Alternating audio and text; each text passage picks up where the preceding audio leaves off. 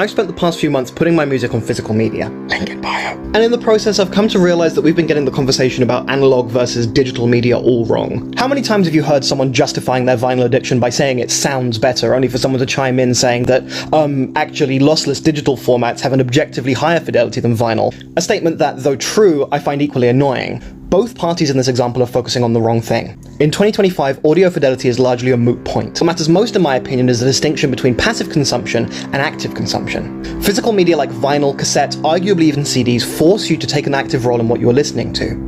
One of the great tragedies of the streaming age, in my opinion, is that people don't really listen to full albums anymore. We've largely consigned the role of music curation to algorithms whose primary motive is to optimize engagement, with the ultimate goal of maximizing profits. And that's profits for the streaming services, by the way, not for the artists.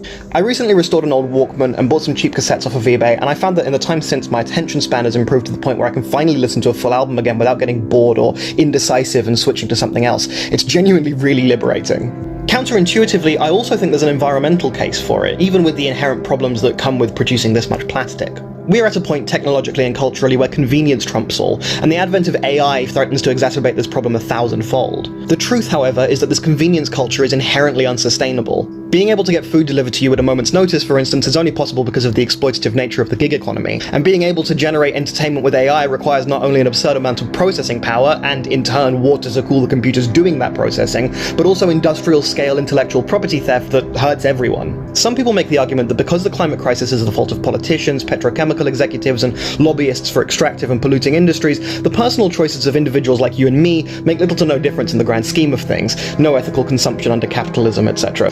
And there is an element of truth to that. The climate crisis won't be solved by all of us collectively deciding to recycle, and the idea that it will was a lie sold to us by the very same people that caused this mess in the first place. At the same time, tackling this issue will require us to be comfortable with relinquishing some convenience as individuals, in some cases whether we like it or not. In my opinion, embracing the cumbersome nature of physical media as a feature rather than a bug serves as a fantastic way to practice this. Maybe not everything in our lives needs to be frictionless. What if the friction is part of the ritual of being alive? What if the art we consume demanding some degree of physical labor from our end, even if it's just in the form of rewinding a tape or flipping a record, not only brings us closer to the art that we love, but prepares us for the sacrifices that the future is likely to require of us?